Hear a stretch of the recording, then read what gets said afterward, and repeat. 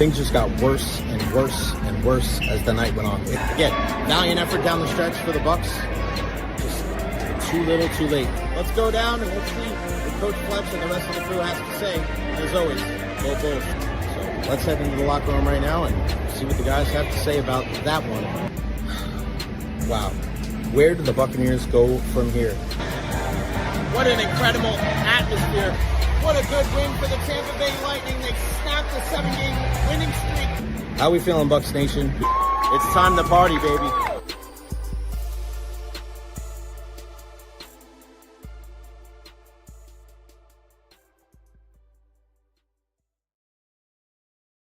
What is going on, everybody? Welcome to the Recher podcast. Happy August 27th, 2025. It is a Wednesday. It is hump day. Hope everybody here in the Tampa Bay area or abroad are doing very well. Like Benny, you're first, Benny. And then Dolan in the house. What's going on, guys and gals? Always want to hear from you. Questions, comments, concerns. Leave them there at the bottom of the screen. Of course, if you want to chime in on the conversation, here is the link right there in the chat. You can use your phone. You can use your laptop. Join in. What do you want to talk about today? StreamYard.com/DYMR2NMU7N in the house.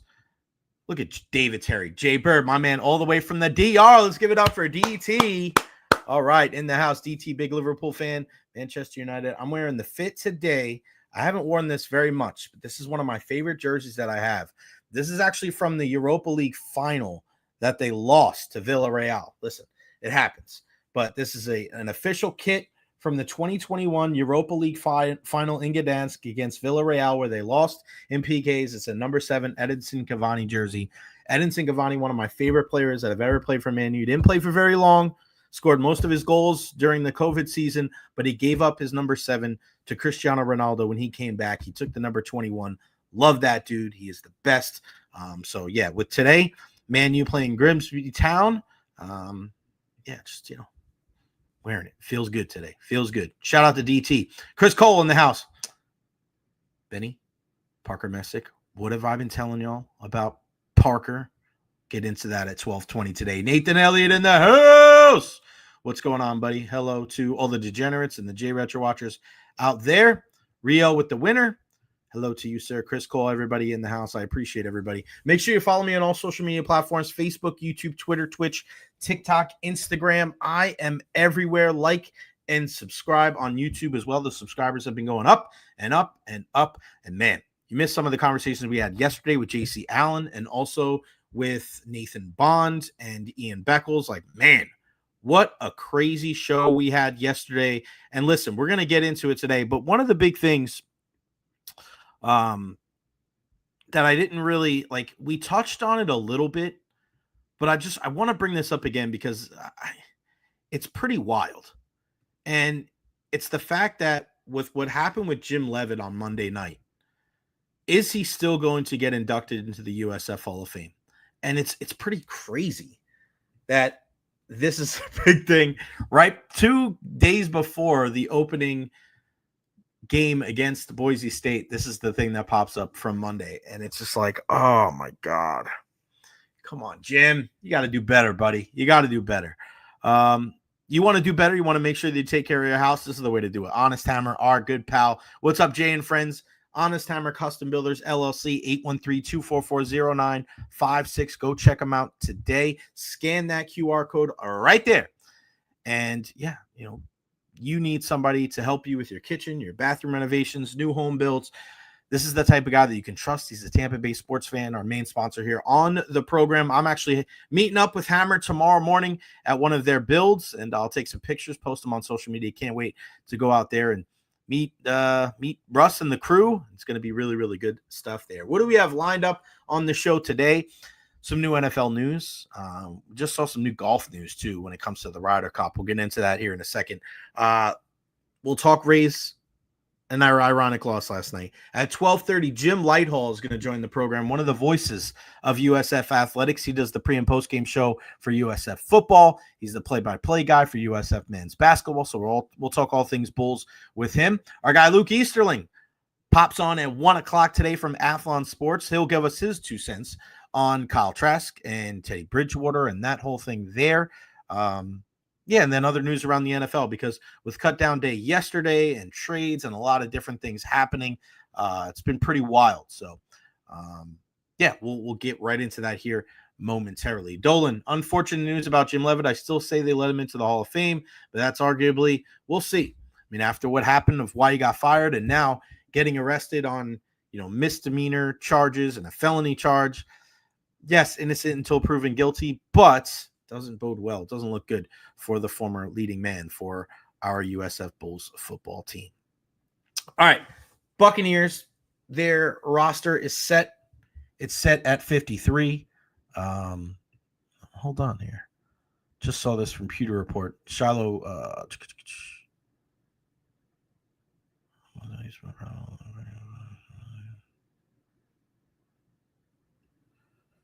Just listening to or just seeing what Coach Prime Dion had to say about Shiloh getting cut. He said, "Oh, most definitely. He's my son. I'm proud of my kids, all of them, and I prepared my kids for anything and everything that could possibly happen in life and in sports. That's part of fathering. That's part of parenting. It's part of having a relationship. So he's mentally where he needs to be, physically where he needs to be. We're praying that he gets another opportunity to go with the team. But if he doesn't, the plans have already put forth to what he's going to do next. Good for him. Shiloh's a man of many talents. I don't know if Shiloh's a man of many talents. He's going to be straight. All the Sanders are going to be straight with or without football. You better believe that. You better believe that. I take care of mine, and I always have, and you all know what I mean. Good for him, man. He is going to be a guy that, when you think about it, he's probably going to be successful doing what he does. And I really appreciate what he was able to do and how he was there for his brother during his whole, drama on draft day and the draft days after that. So, yeah, really, really good stuff there. So I wish him the best, but he just wasn't, he wasn't a guy that was going to make this team no matter what. Todd Bowles just lets everybody know Cade Otton has another leg injury separate from the hamstring issue that kept him out of camp a little bit. Possibility he's unavailable week 1, but Bowles will know more by next week and after this extended break. So there you go. There is some breaking news here when it comes to Cade Otton. Talking about this now.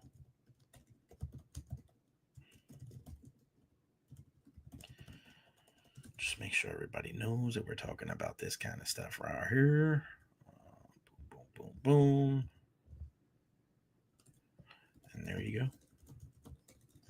Retweeting my guy, Evan Klosky. Okay, so we also, you're thinking about this tight end position, okay? Rick Stroud stating on his podcast that the NFL scriptwriter is already writing the Chiefs into the Super Bowl and Taylor Swift in the halftime show. Please tell me he's just being facetious. Yes, of course he is. But you never know. You never know. There's going to be calls that could possibly go their way. Follow the money, buddy. Follow the money. But yeah, when we're talking about Cade Otton and the injury that he has, this is another thing to be cognizant of as we're going into week 1 against the Atlanta Falcons. Because as much as we want to see from a guy like Devin Culp, and I've mentioned this and I've talked about him for the last 2 years now, he is a guy that has to be more consistent catching the ball out of the backfield and blocking. Payne Durham has gotten a lot better blocking. Remember when he came out of college, everybody was looking at him as he's going to be a factor in the pass game, but can he block? He did a great job blocking last year in Liam Cohen's offensive system. But there's still times when the ball's thrown his way and it goes through his hands and he doesn't come down with the tough grabs. And listen, Cade Otton may not be a guy that you look at and say he's of the level of a George Kittle or a Travis Kelce or Mark Andrews or anything like that. But this is a guy that can do everything for you at the tight end position. He's a guy that can block. This is a guy that can make tough catches. And this is a guy, for the most part, during his career, has been relatively healthy. So this is something to be, I wouldn't say worried. Maybe concerned is a little bit too strong of a word, but you don't want to start losing guys, and especially a guy that can help you block. And this is going to put even more of an onus on Payne Durham. This is going to put more of an onus on a guy like Keith, right? Keith is a guy that doesn't get mentioned nearly enough as that, tight end / H-back / fullback type of dude that helps this running game. Mike Evans and Emeka Ibuka and Tez Johnson and Sterling Shepard and Bucky Irving, They're going to be relying a lot on these guys, and running the football is going to be key. Taking pressure off of Baker Mayfield and these, everybody in the passing game. Run the football. Run, rabbit, run. That is going to be one of the biggest things early on in the season. So for him, let me just said, Todd Bowles ends his press conference with a mic drop. This is what we're hearing from our friends at Pewter Report. I don't know what this is, but let's find out together. He's here we go. Todd Bowles ends his press conference with a mic drop. We'll see what this is. We'll go from there. Hold on, guys. I'll make sure that we have this all together. Boom. I'm going to turn off my mic so we can hear it loud. Turn down or turn up your speakers so we can hear this together. A mic drop from Todd Bowles. Let's see what he said. We didn't pay any mind when they picked us to come in last. We're not going to pay any mind when they pick us to come in first. Thank you. We didn't pay any mind when they picked us to come in last. We're not going to pay any mind when they pick us to come in first. Okay, Todd. Okay, I like that. I like that, Todd Bowles. I like that. We don't pay any mind we didn't pay any mind when they picked us to come in last. We don't pay any mind when they pick us to come in first. This is one of those things, guys. When we go back to the Todd Bowles versus the Liam Cohen thing, this is a guy that's not going to get too high. He's not going to get too low. He's going to stay even keeled. You got to like that about Todd Bowles, man. I'm telling you, that is a big deal. Adam Gotsis established depth back on the practice squad. He got signed. He was one of the cuts yesterday. Let's see. Some NFL news. Chiefs wide receiver Rashee Rice suspended 6 games for violating the NFL's personal conduct policy. The suspension stems from last year's speed racing incident in Dallas. So, yeah, there you go on that one. Also, in the NFL, Kyle Hamilton and the Baltimore Ravens have reached an agreement today on a 4-year, $100.4 million extension, the largest for a safety in NFL history. Includes $82 million guarantee, which surpasses the previous record of $45 million for a safety. This kid is unbelievable. He can do a little bit of everything. Just watching him play, I'm surprised he fell as far as he did in the draft, because that guy is just an absolute beast. He's on my fantasy team too, so I love him. Todd Bowles was on WDAE yesterday with our guy, T-Crass. He certainly was. And Tom asked him when they could possibly get Chris Godwin back. I don't know if you guys heard this or not, but this is Todd Bowles yesterday from 620 WDAE with our guy T-Craz, and he asked him, hey, when could we see Chris Godwin back in a Buccaneer uniform? What can you tell us about Chris Godwin and where he's at and what you expect and what the plan is for him in the days and weeks to come? Well, he's working his way back. He's getting healthier by the day. There's some light at the end of the tunnel. I can't tell you exactly when, but hopefully sooner than later. I think he's closer sooner than he is later, but we'll see how long it takes him. But he's looking good. And in the meantime, Emeka, I think, will do a great job in there while he's gone. And when we get him back, we'll have an extra weapon. When is the earliest we can see Chris Godwin? That's a good question. I wish I had that answer. I would say anywhere from week 2 to week 5. I don't know. And depending upon how he comes back, that makes a lot of sense. And as you know, he's got to practice, right, in order to build himself up, because he hasn't had any sort of practice time or training camp time before you can put him out there. Right. He's got to get in football shape as well. So, that'll be some extra time as well. So we'll see how that goes. There you go, our guy Tom Krasnicki over on 620 and 95.3 WDAE. So that's great news, I think, for Chris Godwin between weeks 2 and weeks 5, and week 2 and week 5, get him back in the offense. Having this conversation yesterday, and I think right in that spot of like week 4, JC Allen said it yesterday during our discussion. Around week 4, that Eagles contest, that's when you think you can get Chris Godwin back, you can get Tristan Wirfs back, and you get as close to 100% as you can be. obviously we know with a guy like Jalen McMillan's going to be out week 8, week 9, week 10. That'll be a nice kind of pickup. That'd be like we always kind of joke with that with like baseball. It's like a guy comes back late to injury. It's like a dude that you acquired at the trade deadline. So that could be a positive for the Buccaneers later on in the season. Let's see. Browns have officially placed Deshaun Watson on the physically unable to perform list to start the season. Not much of a surprise there. It's kind of wild when you think about what that quarterback situation is looking like, because we know that Kenny Pickett got traded, and now we know that it's Joe Flacco, Dillon Gabriel, and Shedeur Sanders. Shedeur firmly entrenched as QB3, and then you still have Deshaun Watson there. Man, that's just a situation that is not going to seemingly get any better anytime soon. Janet Best in the house.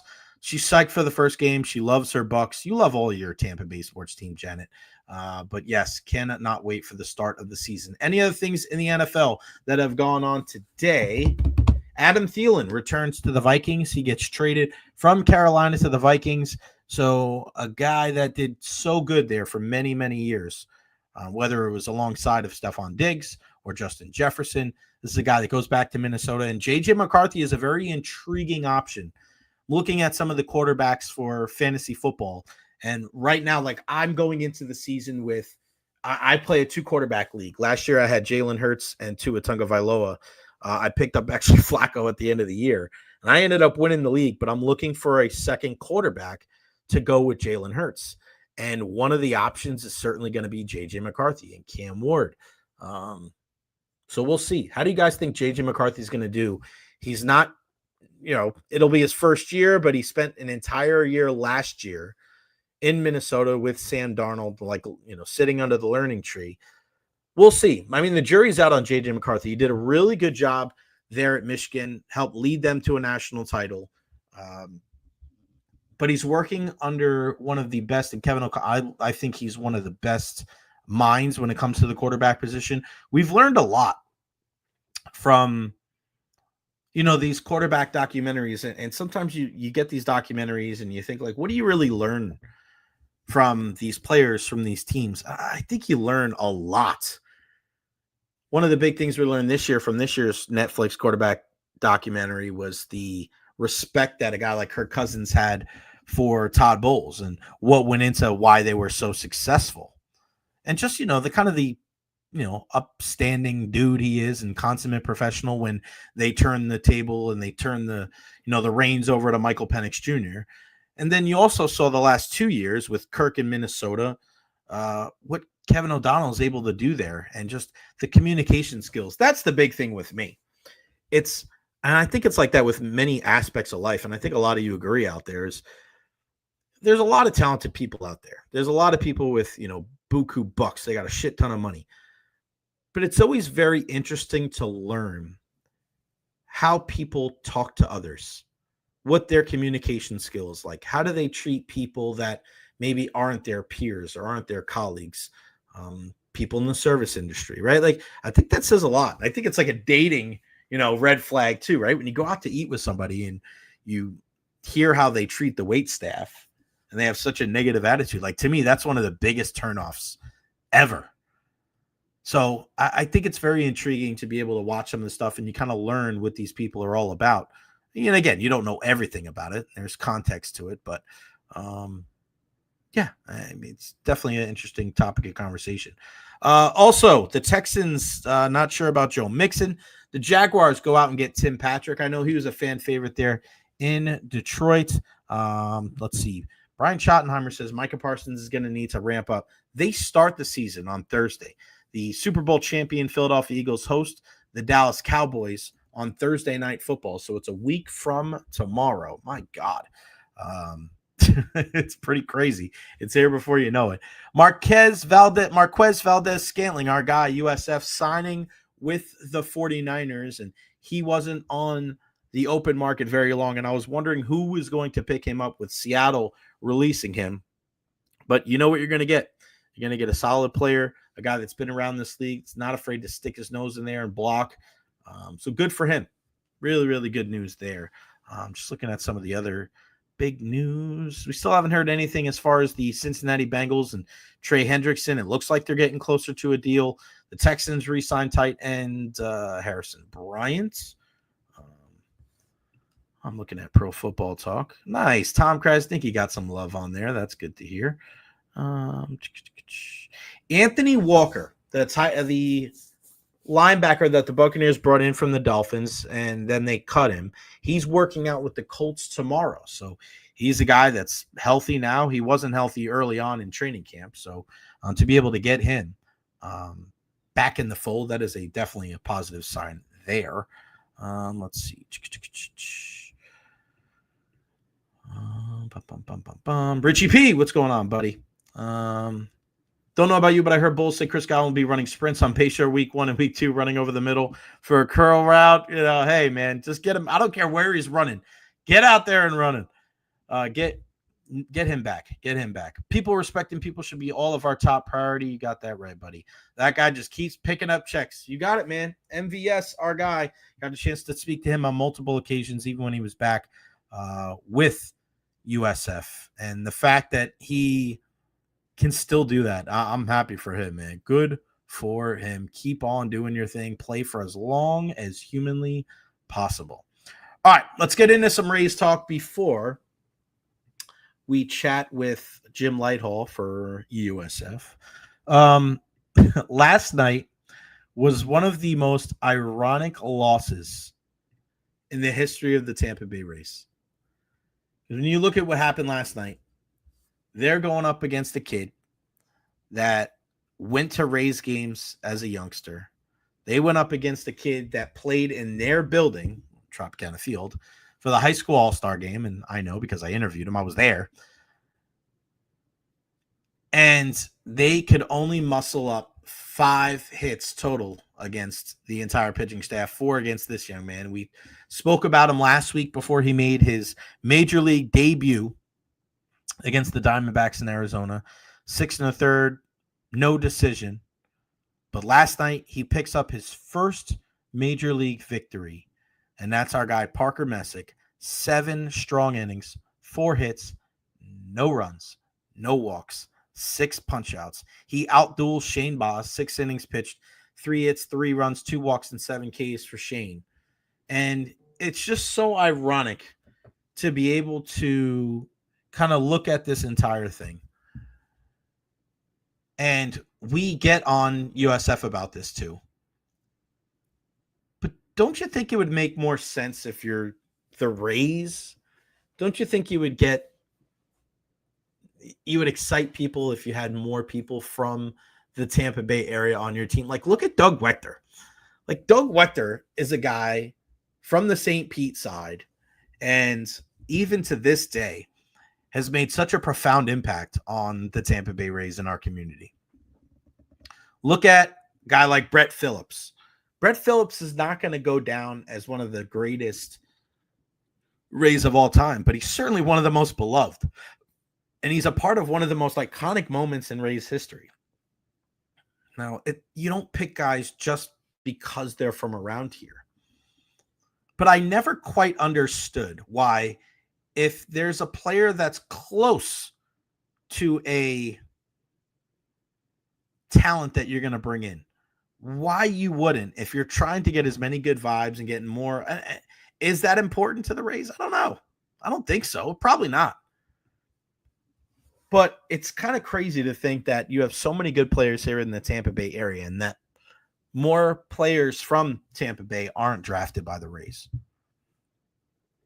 I mean, you just look at Shane McClanahan and you see a guy that pitched at USF and you brought him here, and you look at all the great pitchers that we've had over the years with David Price and James Shields and Chris Archer and Tyler Glasnow and Blake Snell. Like, there's been some really good starting pitchers, but as far as being able to kind of rally around a guy, I mean, Shane McClanahan's at the top of that list.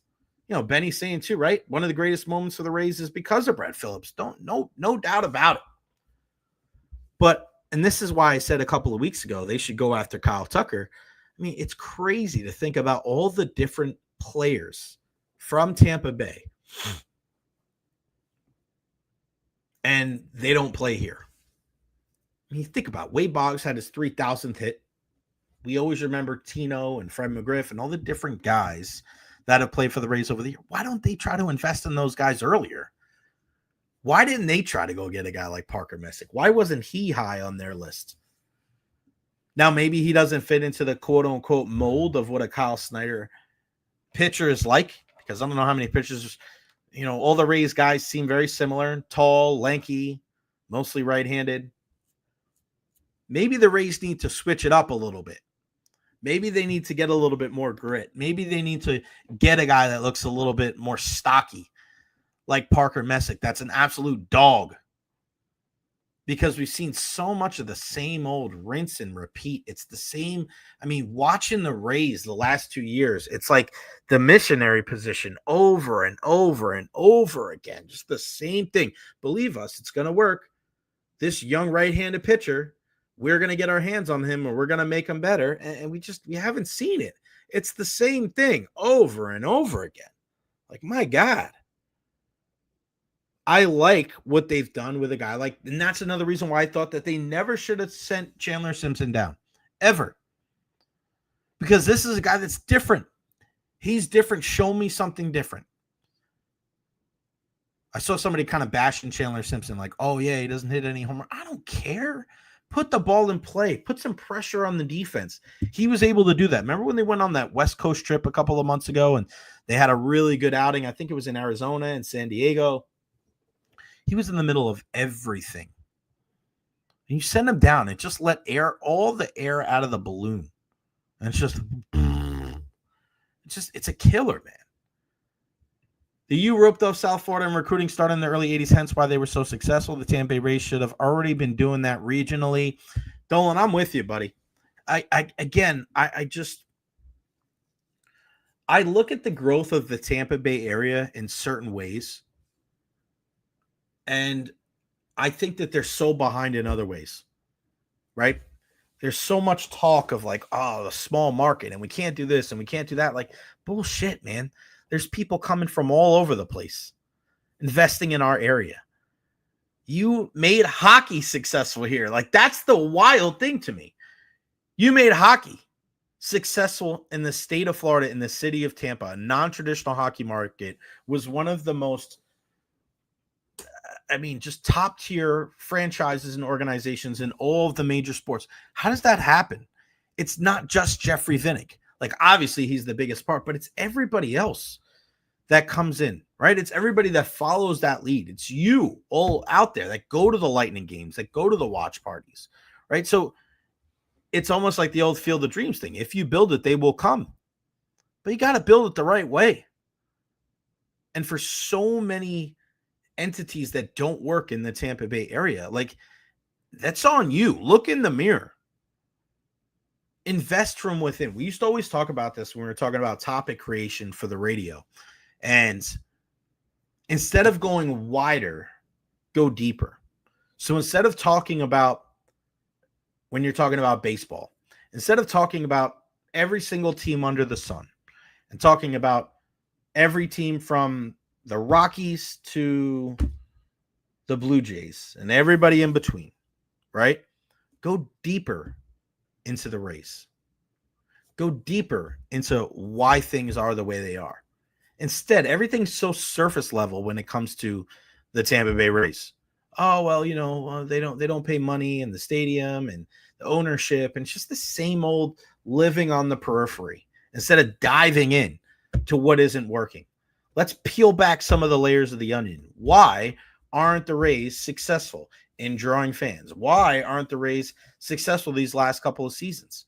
It's always, oh, well, we're blaming this. And it's always some podunk, lame-ass excuse when the Tampa Bay Lightning are able to build a winner, when the University of Tampa baseball team is able to build a winner. Like, there's examples all over the place, but it's always something. And we get tired of that. We get tired of dealing with that kind of stuff. And I know I'm not the only person. Like, nobody wants to hear the same old excuses over and over and over. Why the Rays don't do this and why they can't get fans. The worst thing is apathy. It's like we talk about that with wrestling. You either want to get cheered, you want to get booed. You don't want people to sit on their hands. And unfortunately, when it comes to the Rays at this point of the year, a lot of people are tuned out. How many people even watched that game last night? Big game coming up tomorrow, and you're going to be able to hear this guy on the call. This is my favorite lower third that I've ever made, the USF broadcaster with the best number, the one and only Jim Lighthall. What's going on, brother? How are you? Hey, Jay. Good to see you again. Yes, man. And I was telling somebody this the other day. I've worked with a lot of people over the last decade plus, and there are a few people that I've had more fun with than you and our guy Derek Sharp. And it's listen, it's been some rough games, man. We've painted our fair share of pigs with lipstick on them, but it's nice to be able to go into a season where there is some optimism. This team is on back-to-back, winning bowls, which is a great thing. How optimistic are you heading into the 2025 season? Well, first of all, let me say this. I echo those thoughts about you and working with Derek, and we have had to, sell the sizzle at times and carried each other out of the building sometimes after some long nights, but a lot of fun working with you and with Derek through the years. I'm super optimistic, obviously, for the season. I don't know if I'm to the level of some of the Willie Taggart teams when they were, uber talented, and I knew that the Bulls were going to score 45 on any given day and they could score on any play every night. I don't know if I'm to that stature yet for this team, but I'm extremely optimistic that this team can make some noise in the American, and we haven't said that in a long, long time. I think this is the deepest roster they've had in quite some time. I don't think the league is any kind of a world beater, and I'm just going to throw this out there. Anything less than a conference championship game, not title, but a conference championship game, I'm going to be a little bit disappointed if they can't get that far. How important are these first three games then? Because I feel like there's just a wide gamut of discussion of there's people out there that think they can win 2, right? There's people that there think they can win 1. I think there's expectations of like, hey, these may not mean all that much because if you lose these first 3, but then, kind of roll the rest of the way, then that's all that really counts. Get to an American championship game, as you alluded to. So I guess what would you deem a successful 3-game stint here against Boise, Florida, and Miami? I think if they get 1 win, Jay, this is going to be a success. I know a lot of people inside the Selman Center think they can win 3, including the head coach and including about 100 kids that put uniforms on. They think they can win all 3. Whether or not that's realistic, I don't know. I don't think they have the talent quite yet to win those games, all 3 of them. I certainly think they can beat Boise. I think they could go to Miami and win. Heck, they should have won in Gainesville a few years ago, too. So it's not out of the realm of possibility there. Now, in the grand scheme of things, if you're talking about college football playoff, which I can't believe that those words are even coming out of my mouth associated with this program, considering the last 5 years.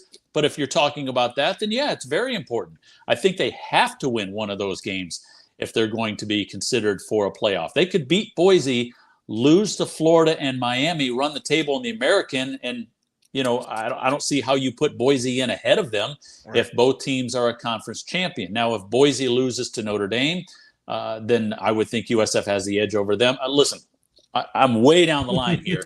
But if Boise beats Notre Dame, then they've got that trump card on South Florida. Yeah. So in the scheme of things here locally, I don't think these 3 games matter all that much, except for this point, Jay.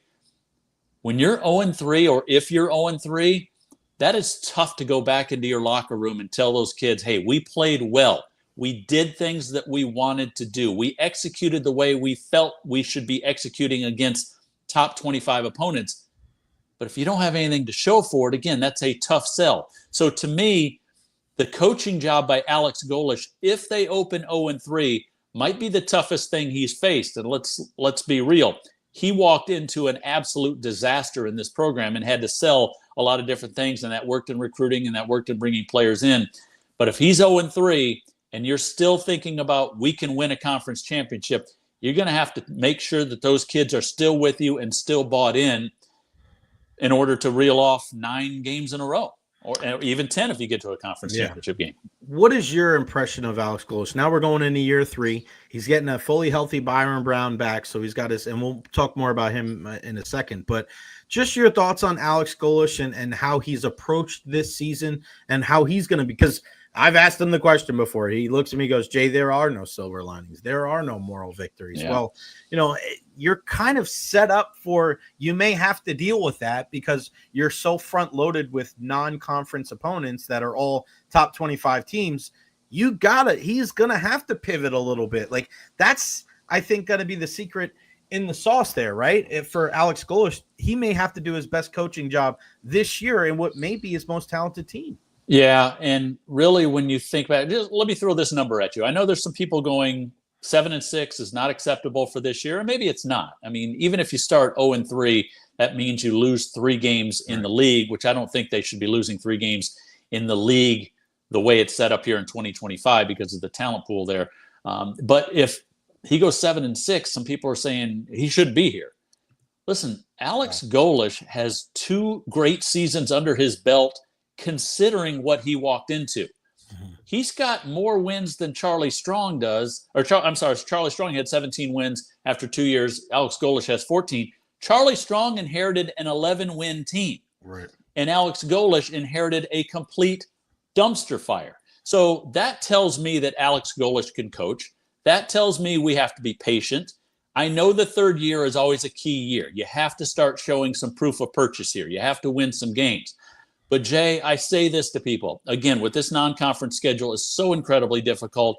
You always lay a dud at some point during the season. So hopefully that doesn't happen in the conference play. So if they can get to 8-4, if they could somehow go 9-3 and rip off 9 straight after a potential 0-3 start, to me, the guy solidifies his stature here. He is the guy. And so I'm extremely happy with where the program is right now. I'm extremely happy with the talent pool he's brought in, what he's done in the transfer portal. And now he's got Byron Brown back. And I say all that to say this, Jay. I tell people, hey, if they're 0-3, I get it. You're upset, but look at the schedule. And if he can get to 8-4 this year, just wait till next year. And I hate saying that before we ever play a game in 2025. But you know what? They play at Alabama next year. The rest of the non-conference is very winnable. They don't play anybody tough. And then you're back in this league again in the American that isn't full of a bunch of world beaters. If he can get to 8 wins this year, continue to build momentum, continue to get some national recognition, some support, watch out for this team next year. If they go 5-7 this year, throw everything I just said out. Mm-hmm.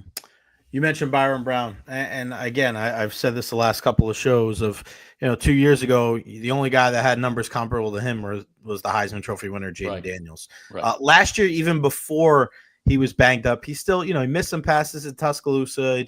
He didn't look, the Byron Brown that we saw the year before.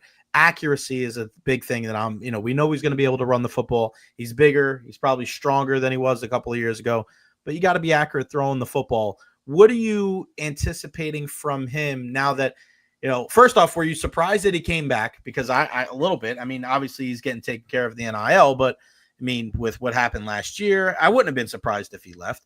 Are you surprised that he came back? And what do you expect from him in this third year under Alex Golesh?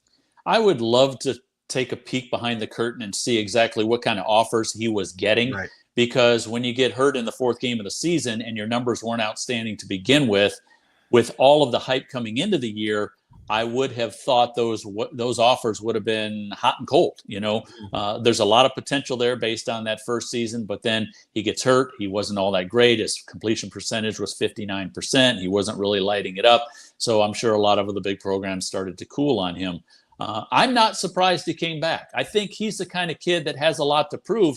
I mean, when he came to South Florida, he wasn't very high in the depth chart. He had to prove himself, and he absolutely did that. So he's faster. He's stronger. He's wiser. He's more comfortable with the system. I think all of that parlays into more wins for this program. 59% completion percentage, not going to cut it.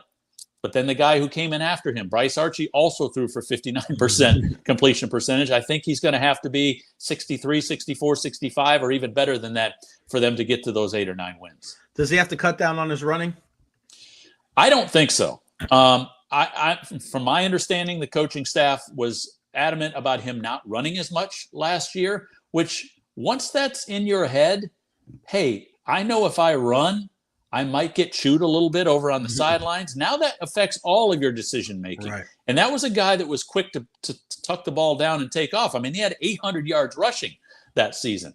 So if you're all of a sudden thinking about that while you're in the pocket, then you're not concentrating as much about what's going on out on the field. So I think he's going to tuck the ball and go when he has to. I don't know how many design runs are going to have for him. Here's the good news. I mean, you have Gaston Moore, who's played football for many years at Tennessee and UCF. I'm hearing raves about him and how quickly he's picked everything up there. So you have a comfortable backup. No knock on Bryce Archie. He just hadn't played a lot of football going into last season. So I think if Byron Brown goes down, and again, he's about 235 pounds now. He's put on a lot of weight. If he, for some reason, goes down, I think they're very comfortable with their backup situation. What are you thinking as far as the safety net? Because like we've seen Sean Atkins the last couple of years, and he's going to go. It's probably one of the great stories in the history of USF athletics, what he was able to do. Is there any concern that he doesn't have that? You know, obviously new stable of running backs. You don't have your most reliable receiver. Is that any area for concern when you look at what wasn't there last year or isn't there this year compared to last year? Yes, I think it's a huge concern. What Sean Atkins did in his career is remarkable, especially being a former high school quarterback to come in and do what he did. He was the safety net. He was the glue. He was the guy that you went to when everything was burning down around you. I don't know who that guy is for Byron Brown this year. A lot of times in this situation, Jay, you say, all right, let's find a tight end that's my guy. Let's find the guy that I could throw a 7-yard pass to, whether that's a little button hook or a little out, something to get me rolling. The tight end room is fairly new. You know, you got a transfer from FAU. You have Jonathan Eccles, who was this gigantic prospect, and right now he's not even listed on the depth chart. Right. So I don't know where he's going to factor in. That guy's a crazy good athlete. They've got a lot of receivers. They had to rebuild that wide receiver room, and as you mentioned, they had to rebuild the running back room. But Byron Brown is going to be good if the running back room is good. Right. If Alvon Isaac ends up being the kid that they think he's going to be, if the kid from Oklahoma, Franklin, is as dynamic as he was 2 years ago at the FCS level, if Norton did what he did at Iowa State and then a little bit at Charlotte, then that makes Byron Brown look a lot better because that offense is so much more diverse and people don't just pin their ears back and come after Byron Brown, which is what they were doing against the offensive line. The Bulls were behind practically every game last year. And all of a sudden, you know, quarterbacks are sitting ducks back there. And I think that's why the sacks started to pile up. Yeah, and I think one of the things when you look at the last 10, 15 years of Bulls football, I mean, there's been such a heavy burden laid on the offense. And we got to get to a point where that the defense in some of these games is carrying the water. I mean, we've seen some just putrid numbers. As bad as some of the offenses have been, I mean, when you look at some of the defenses, you're looking at in the hundreds of how poor they've been. Now, is there anything that we can look at and say, hey, I mean, the defense is going to give us some optimism going forward? Because, you know, as we fell into the trap here, when we talk about optimism, we originally go to the offensive side of the ball. But some of the guys on the defense have to step up in a big way too, don't they? Yeah, for sure. And this team doesn't win shootouts very often, which is a concern when your defense isn't very good. You start pinning all the hopes on the offense and you say, oh, we'll just win a game 41-39 this week. Well, I mean, they did that in the Hawaii Bowl. They've done that here and there. But how about this? Alex Golesh has never won a game when his team gives up 31 or more points. I mean, that's just the way it is, which means your defense better perform and your offense has to do enough. So when I look at the defensive side of the ball this year, I'm very concerned with the defensive line. They've brought in a ton of new bodies, a ton of new names, and some size. Todd Orlando was concerned, especially in the middle on the defensive line. He's got guys that are 290 pounds now, whereas before he was playing with guys that were 278, 282, 284. Now he's got bigger and older guys that have been through those wars before. And I think that's going to make your back half better. I mean, we've talked about that. I mean, how many times did we do that in a pregame show? Hey, if they can get some pressure on the quarterback, it makes your secondary better. And they're deep in the secondary. They're experienced back there. And if some of these guys can get some push, if they can get some stuff on the edge, and let's face it, if you can get some pressure with 4, that means you don't have to bring linebackers. You don't have to gamble as much, which is what they were doing last year. and that left those defensive backs on an island. I still think the defense is going to be a challenge this year. I think they're going to be incrementally better, though, than they were last year. Yeah, I think that's what a lot of people are hoping to see. And hey, look at the special teams. I think there's something we don't have to worry about, right? Hey, as long as there's a Grammatica back there, I'm fine. And they're coming. You got Nico here, and then you got his younger brother after that. So we're good. Yeah. And an Australian punter. You have to have one of those. That's going to be the recipe for the whole tenure. Give me an Australian punter, check. Give me a Grammatica, check. And then we'll go from there. Why didn't I buy stock in Australian punters like 10 years ago? I'd be a billionaire right now. Unbelievable how many guys. And, there's a good chance he might be older than you and me. We don't know. I mean, he might be a grandfather. Who knows? Yeah, they come in as a 27-year-old freshman. It's great. It's crazy. These guys walk around. They just walk differently. You're like, yeah, you're 28 years old. Oh, these kids are 18 and 19. They're all bright-eyed and bushy-tailed. You got some 28-year-old named Gunner or something like that from Adelaide. And they're just over here booting the ball. They've been putting money in their 401ks for like 8 years. Yeah, they half of these guys are going to have to miss a game for their 10-year high school reunion. Those sons of bitches. Before I let you go, I want to talk some basketball with you. Yeah. Man, there's a lot of optimism. We talk about optimism. Coach Brian Hodgson, and looking at some of the guys, I just saw him out yesterday.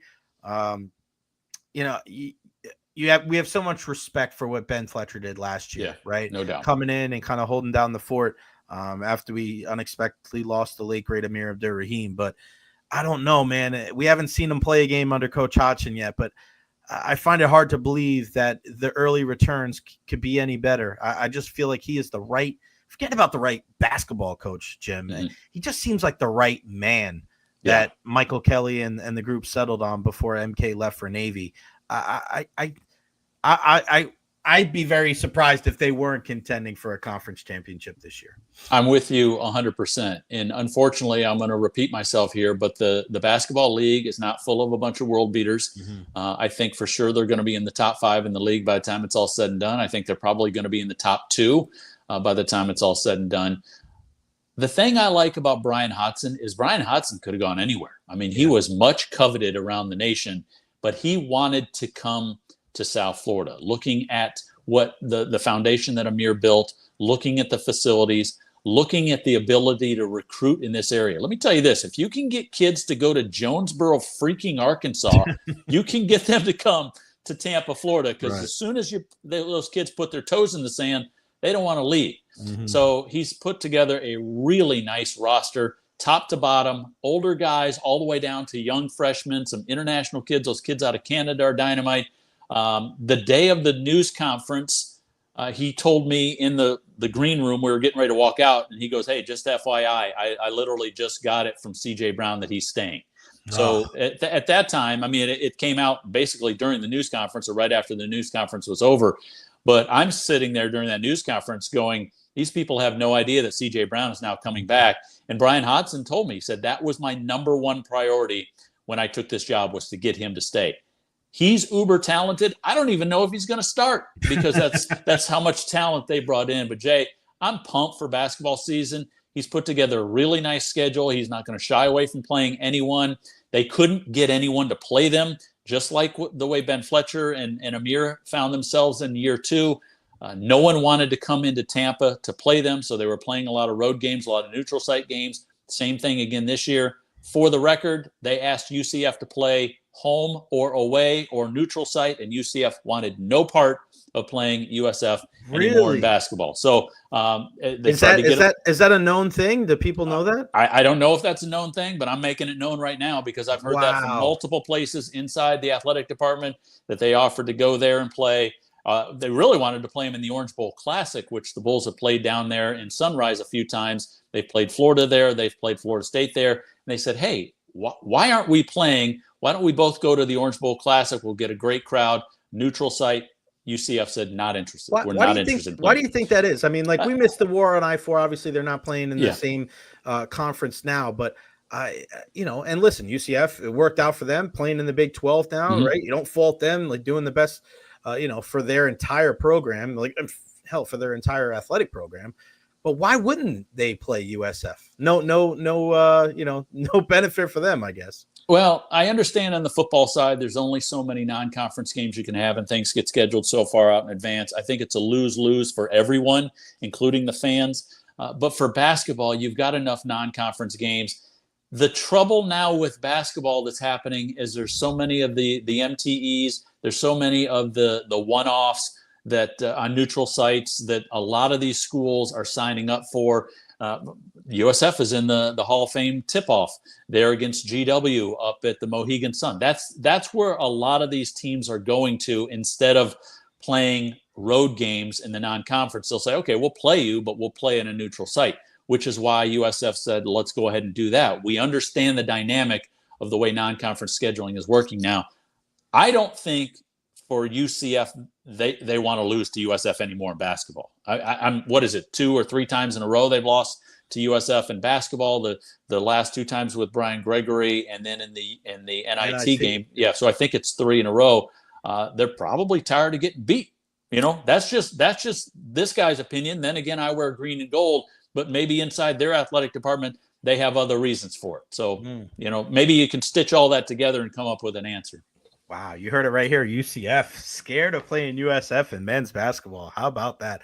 Lastly, I want to ask you about Michael Kelly. I haven't talked to you since he left. Yeah. Just the lasting legacy, and you and I have both had great relationships with MK. And I know there were some frustrations here locally, and people saying, "Well, we're always going to be a stepping stone job." And I said, I don't know if you can really say that about this particular occurrence, because this is home for him, right? Yeah. He's going back to a place that he considers home.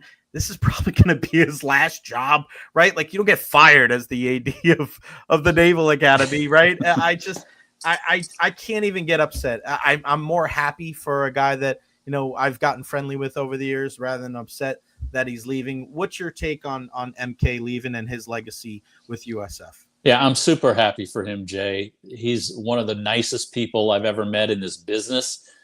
His wife, his daughters, they're fantastic people. I never thought he would come back here again because of what he was doing and the connections he had made, but he's always loved this area. Of course, he worked here in the early 2000s. Then he came back to take the AD job. And again, very, very tough situation he walked into. Football team was a mess, kind of. And when you look what he's done, everybody that knocks him, they can point at 2 things: Orlando Antigua and Jeff Scott. Okay. Right. I understand that, but you're not going to hit on every single hire. Right. And Jay, when you look at the number of hires this guy has made in the coaching ranks there at South Florida, I mean, he has knocked it out of the park with a lot of these hires. Mm-hmm. Alex Golesh, probably still to be determined. Amir was an absolute grand slam hire. I mean, the Amir hire 10 times over trumps the Antigua hire. And maybe Alex Golesh will do the same thing, and we'll quit talking about Jeff Scott. But you can't hit on every one. I mean, he's got 14 some odd coaches that he's got to hire, and he's hired almost one at every sport since he's been here. And if you get 12 out of 14, I'll take those odds all the time. But again, people look at the basketball and they're always going to look at the football. I'm super happy for him. He's gotten a stadium built, or he's got the process started, which, hey, I don't care what else you do. That's all we wanted for 29 freaking years is give me a football stadium. And this is what he's doing. I mean, that's going to be his lasting legacy, is that he got that done. Who's going to get the job? I don't know. I really like Jay Stroman a lot. Mm-hmm. I just worked an event on Friday with the Iron Bulls, emceed that banquet on Friday night, and Jay was up there, and he said, they've talked to him about it. And, I mean, he said this publicly, not privately. They've talked to him about it. He's like, he's really not interested in the job. I think he would be excellent at it. The guy is a dynamic personality. He knows the business. He loves USF. I think they're probably going to talk to him more about it. That's just my gut feeling, but I don't know if he'll end up getting it. And whoever gets it is really getting a vehicle that can go places. Jay, you know this. I mean, the money that's coming in, it was $187 million they've raised in the last year for the university, an all-time record, 60,000 donors. The endowment, the AAU, there's a lot of places that would love to have the stuff that's on South Florida's resume.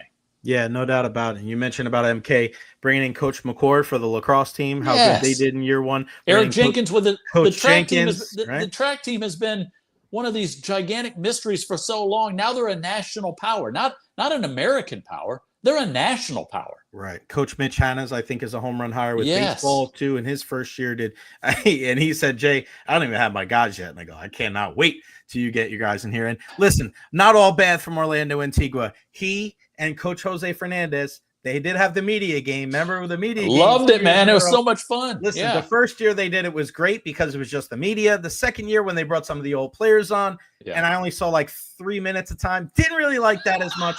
But I did love the draft. Guys, for those watching, they did like a media game, and on the big board, they actually did a full video of like the draft and who had introductions. Then they cut up the video when we watched it after the game with the highlights. Yeah. I hit a jumper. I think I was one from the floor, but Listen, I also fouled. Yeah, I did okay.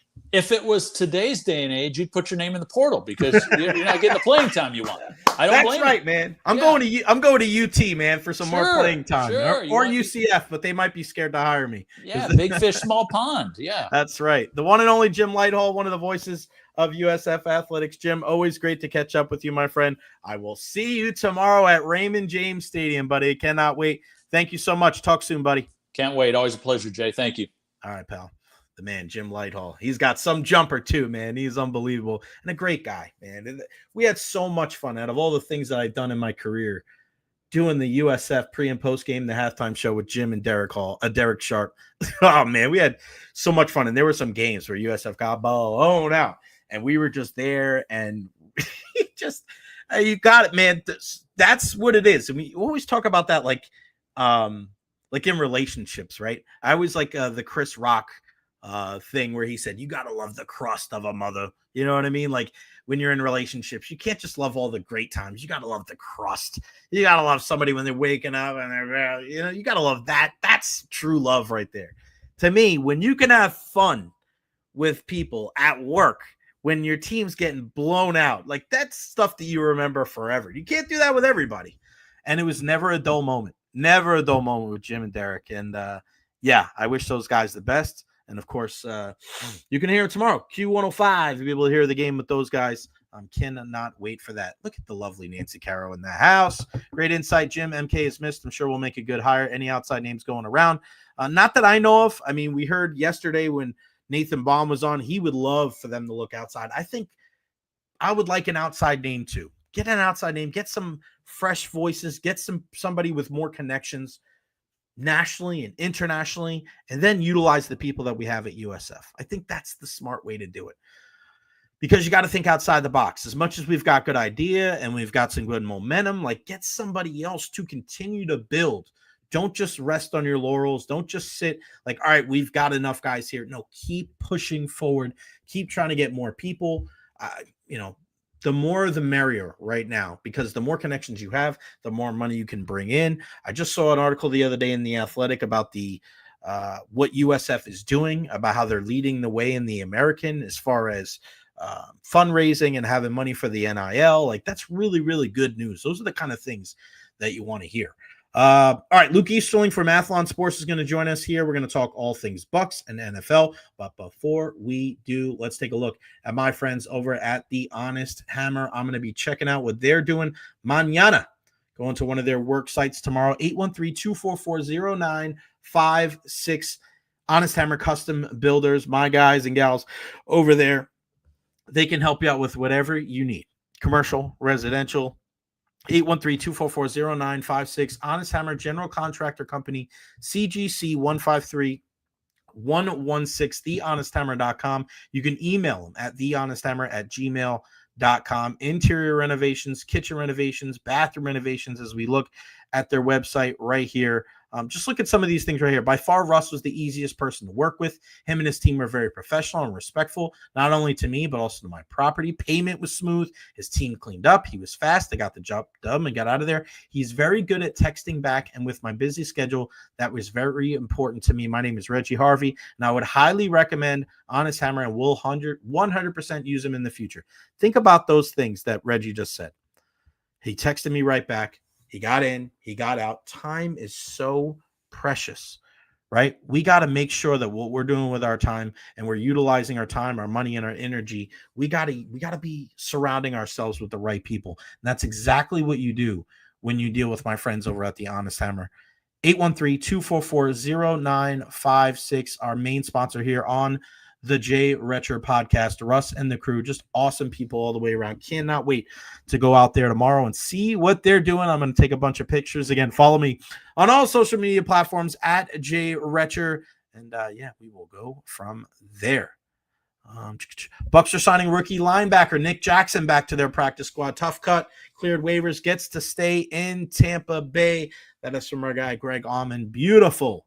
That's a beautiful thing to hear. And listen, when you look at this Bucks team and how they've constructed their roster, and as far as fortifying their practice squad, I like that, man.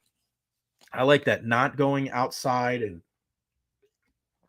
feeling like you have to get other teams scraps. The fact that the Bucks fill their practice squad with a bunch of guys that you saw in training camp, I mean, it goes a long way. And they trust their evaluation skills, and I think we should be able to trust them too. We trust this guy too when we bring him on the program and talk all things foosball. It's our guy Luke Easterling, Athlon Sports. What's going on, brother? How are you? I'm doing great, Jay. Good to be back, man. Hope you're doing well. I'm doing well, man. I always love when you join us here on the program. Buccaneers, I just mentioned, they brought back Jackson, linebacker. It was a little bit of a surprise. People were wondering if it was going to be him or John Bullock. But, I mean, what does that say to you when the Buccaneers fill their practice squad pretty much with the guys they have? We don't always see that in the NFL. We see teams and they'll cherry pick this guy, and they're like, all right, we got to go get an offensive lineman. Maybe we'll go this guy, and maybe it's a relationship with an agent or a relationship with a guy that they maybe looked at for drafting. But every year we see this Tampa Bay practice squad, and it's pretty much guys that we've seen in training camp, guys that they were undrafted free agents that they brought in for a look. What does that say to you about this Tampa Bay Buccaneers organization?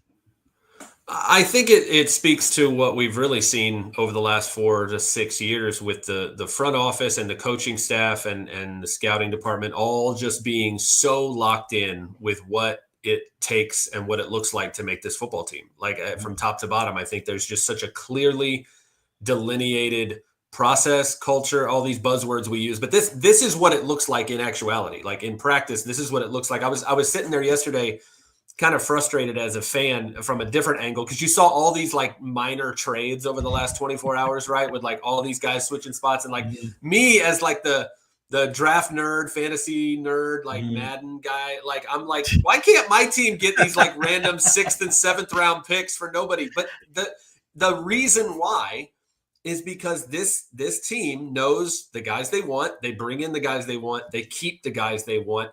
And if anybody else comes nibbling at like, hey, I'll give you a conditional 6th or 7th and we'll swap for this, they're always like, no, we're good. We like our guys. Like we're not going to send one of those picks to someone else for some guy at the bottom of your list. We'll see what happens on the waiver wire. If there's somebody we like, great. But I think like you said, the reason it's so much of like, it's just kind of like down the board, like these are our guys and we keep the ones that don't make the 53 and we don't really make a whole ton of waves. That is the type of behavior that reflects the consistency of a franchise that has won the division 4 years in a row and has had the same. I mean, Todd Bowles has been in the house since 2019, even before he was the head coach. And so Jason Light's been one of the longest tenured general managers in the league now. I mean, most front offices, most organizations don't give any GM or head coach a chance to build the type of continuity we've seen in Tampa Bay.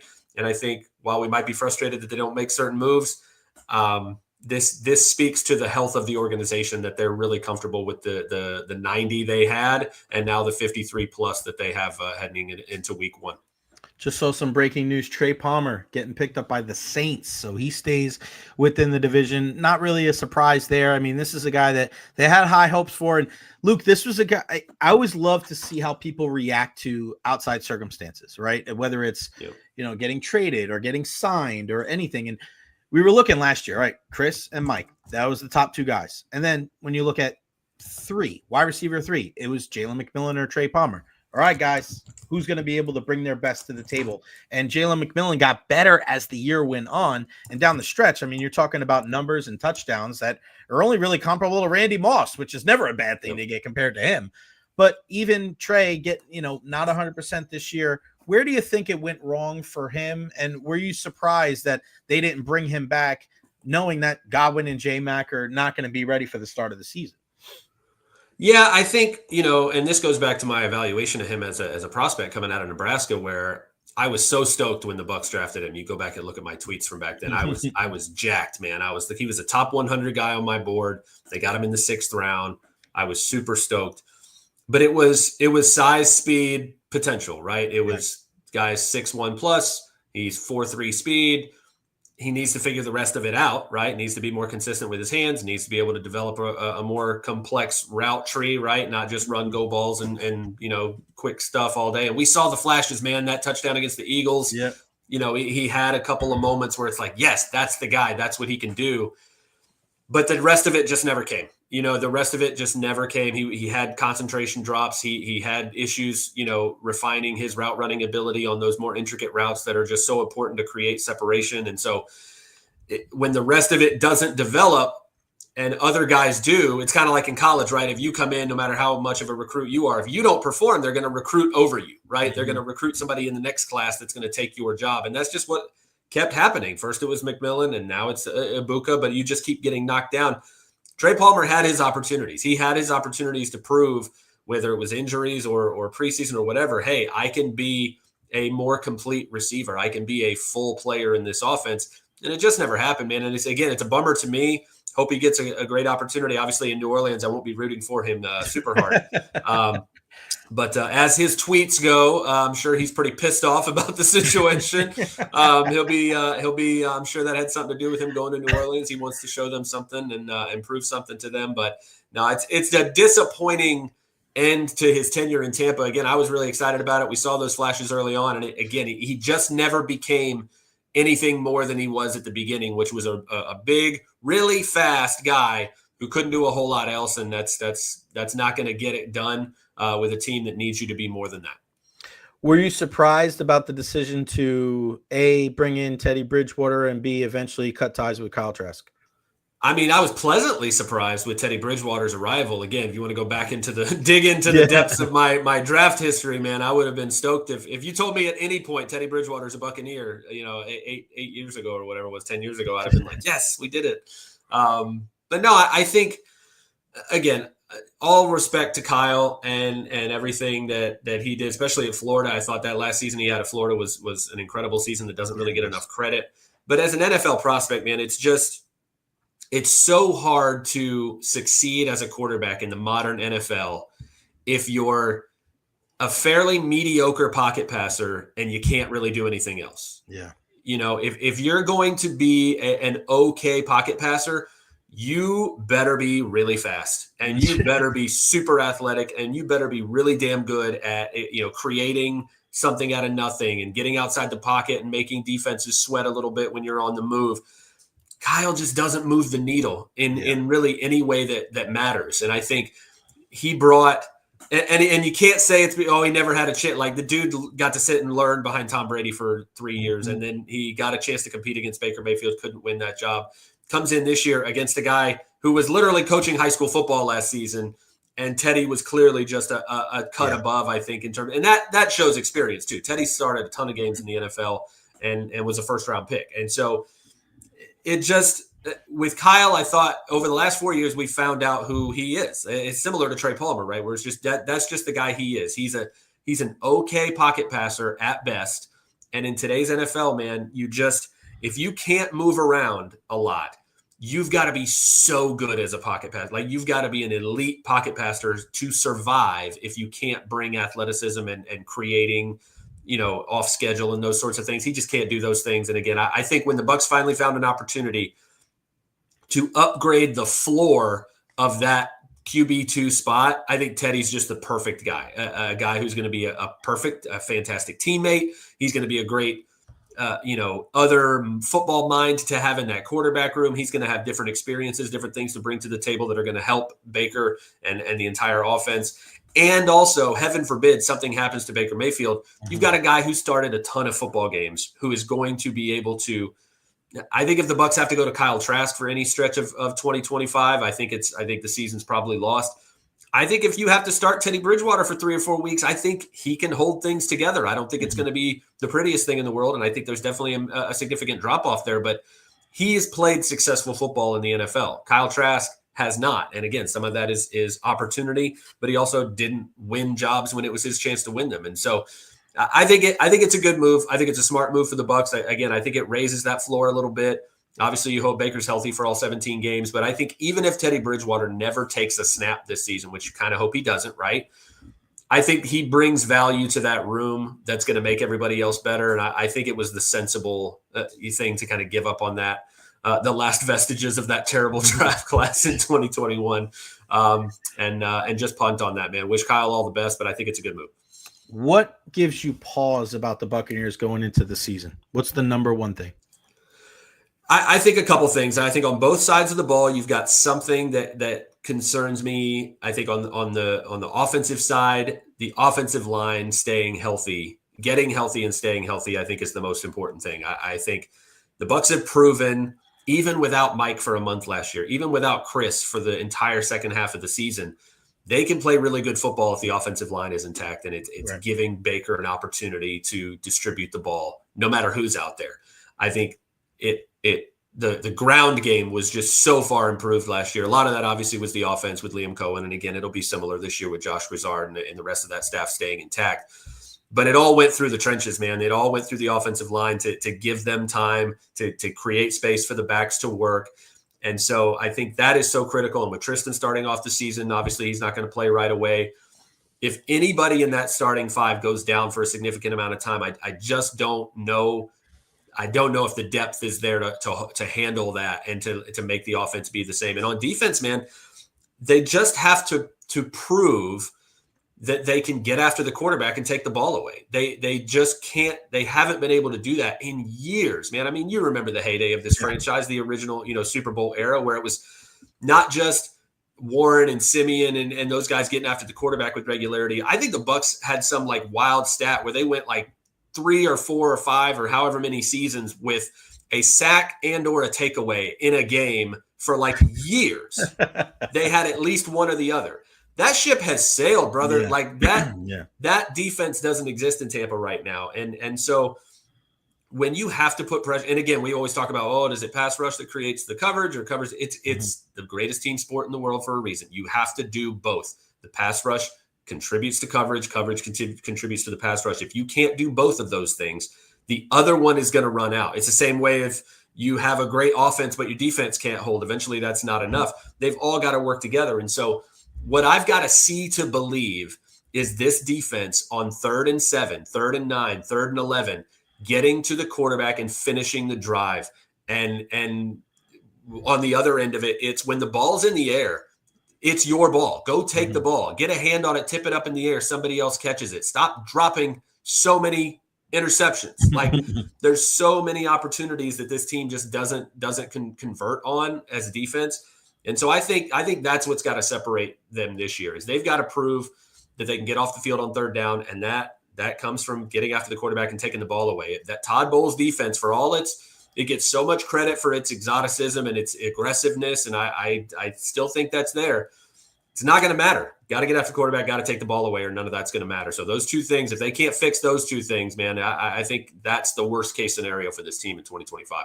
Where do they slot in the NFC in your hierarchy there, the power rankings in the NFC?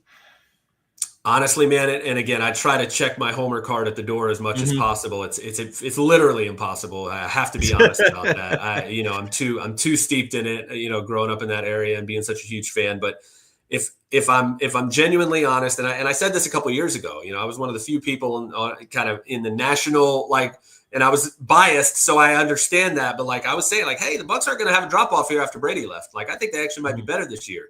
And they really haven't missed a beat. And I think that's true. So hopefully that speaks for me a little bit when I say that I think if they're healthy, I think the Bucs are as good as any team in the NFC. I really do. I think if you look at Philly, on paper, they're probably the deepest, strongest roster across the board. But they got their asses kicked by the Bucs last year. Yeah. It's a bad matchup. We've seen it the last couple of years, right? Other than that one game that was in Tampa where Todd wasn't even taking timeouts. He's just like, let's get the shit over with. But outside of that, right, Luke, Yeah. This is a bad matchup for Philly. Like they were almost lucky last year that they didn't run into the Bucs. They may not have made it to the Super Bowl, but that's how it is in football and in any sport, right? Sometimes styles and matchups make fights. Yeah, I think the Eagles did not lose a game by more than like 4 points last year, except for the Bucs, who beat them by 3 scores. Mm-hmm. So like that was, I mean that. And again, Detroit, who at the moment, because again, I try to check the homer card when I do my predictions. I'm picking the Lions to go to the Super Bowl because I still believe in their roster. But man, you lost both coordinators. You lost Ben Johnson. You lost Aaron Glenn to head coaching jobs, very deserved. And yes, they kept those staffs together as best as possible, but who knows how that's going to impact things. They're already dealing with injuries again on the defensive line. So like, again, health is going to play a big role in this.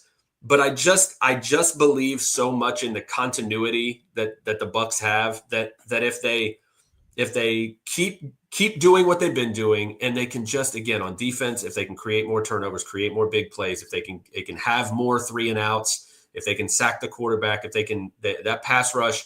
Again, these rookies have a shot, man. I love the additions. Obviously, super bummed about David Walker's injury, but if Elijah Roberts can play like he played in this preseason at all as a rotational rusher, again, not surprised, by the way. Nobody in college football in the FBS had more quarterback pressures over the last 2 seasons than Elijah Roberts, who the Bucs got in the 5th round, by the way. Nobody, not Abdul Carter, nobody.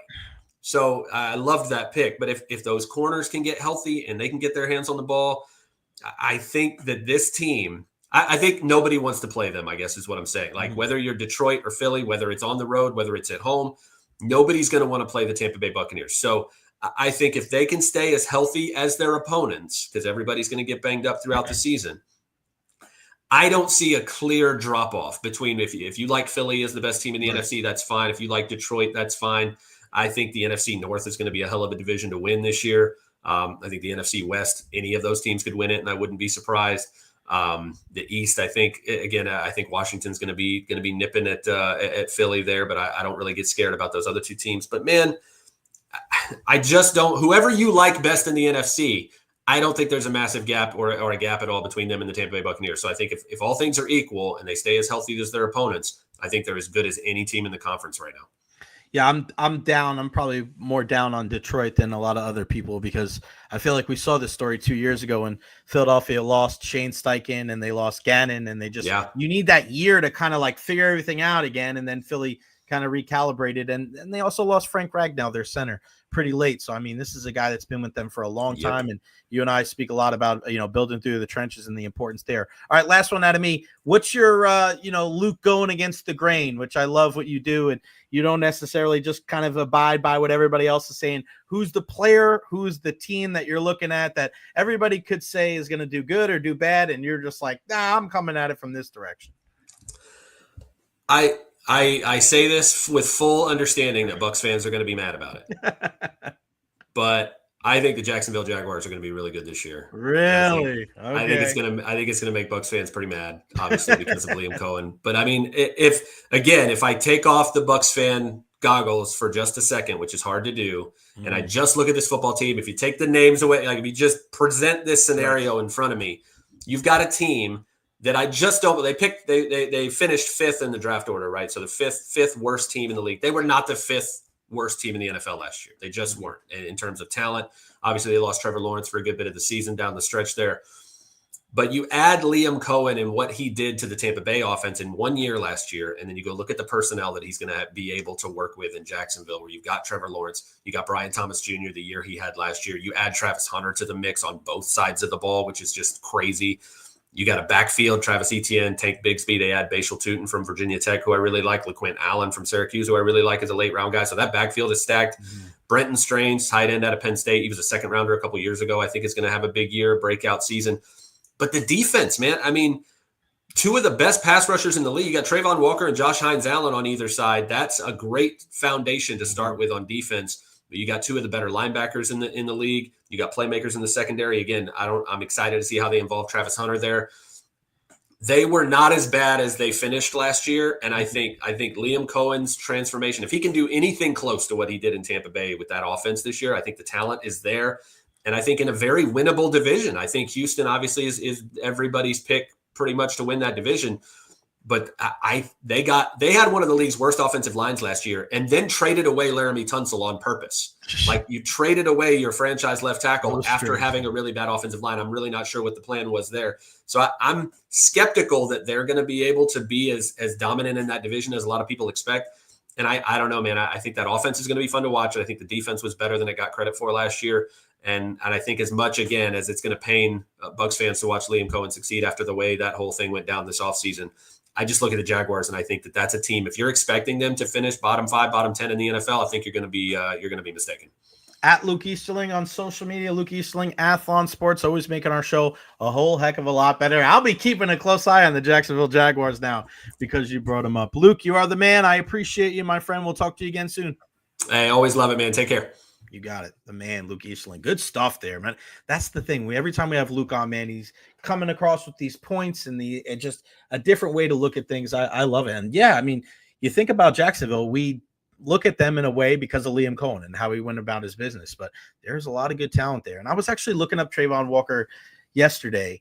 And this is a guy that has just quietly had a decent career there as the number 1 overall pick. And some people are wondering, he should have went in this direction and that direction, but he's been a solid contributor. When you're a solid contributor on bad teams and a smaller market, you don't get heard of, but he's certainly not a bust. He can get to the quarterback, him and Josh Hines-Allen, and we know how important it is. Build through the trenches. That's been the success of all the good teams that we've seen over the years and why a lot of people have faith in the Buccaneers. Stay healthy, as Luke just said. Offensive line. I said that same thing, too, a couple of days ago about, you're not going to have Tristan Wirfs. Charlie Heck is going to be filling in.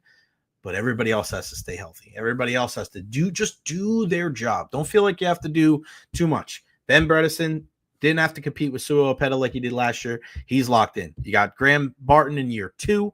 Hopefully he can take a step forward. Cody Mauch, right? He's one of my guys that I have slight concerns about.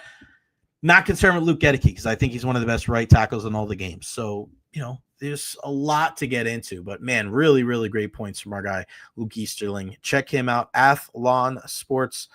Really, really good stuff there. I love his mock drafts too. He's usually pretty spot on. He doesn't go too, crazy and tries to reinvent the wheel. I really, really enjoy that. Eagles are waiving guard Trevor Keegan, who won a Super Bowl last season during his rookie year after he was a 5th-round pick. Going to be on waivers Thursday. I mean, that's one of the teams right there. That's one of the teams where if they are dropping an offensive lineman, I'm picking them up. I don't care. Outside addition to the Bucs practice squad, they bring in Jason Jones to the practice squad per league source. Had interest from several teams. So there you go. Bringing him in on the defensive line there. All right, good stuff, man. I'm just trying to see if there's anything else on here. Want to make sure that you guys get everything. Dolphins signing Riley Patterson in the practice squad. Is going to be flexed up the first 3 games, so kick in there instead of Jason Sanders. The Cowboys are going to still nothing with Micah Parsons, man. It's crazy, man. Oh man, Micah freaking Parsons. What is going to happen there? I don't know. Yeah, and then I mentioned the Rashee Rice stuff. All right, let's see if there's anything else. Any other breaking news? Rays back in action tonight there in Cleveland and see if they can get back to their winning ways after losing to Parker Messick in Cleveland. Oh, wait. They're playing right now. Just kidding. Bottom of the first 0-0, Drew Rasmussen on the mound for Tampa Bay. So hopefully they can get back to their win. They're back in action again. They're off tomorrow, Friday night in the nation's capital. First game of a 3-game set against the Nats, and then they return home next week to take on the Seattle Mariners. So, all right, there you go right there. Luke, look at Luke chiming in. Jason Jones, 6'6", 335. Dude is massive. So what does that mean about a guy, undrafted free agent out of Auburn? Thank you, sir.